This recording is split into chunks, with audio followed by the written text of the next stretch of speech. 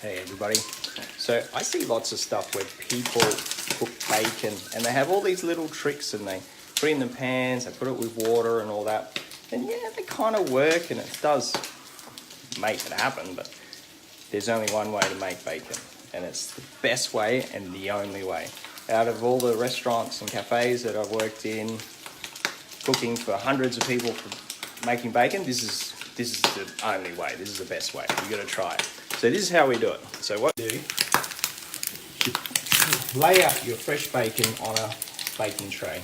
Put it in the oven on high and you cook it. And you cook it for about 10-15 minutes. Then it comes out and it'll still be not quite cooked.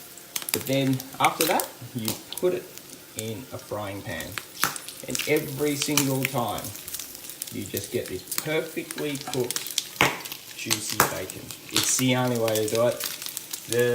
Putting it with water or just putting it straight in the pan, it just doesn't work as well as this. Because what happens is you're breaking down the sugars and the fats first in the oven, and then you're finishing it off on a pan and you get that perfect balance of both, of that crispiness, that deliciousness, and it's not sticky and all claggy, weird. It's just perfect every time.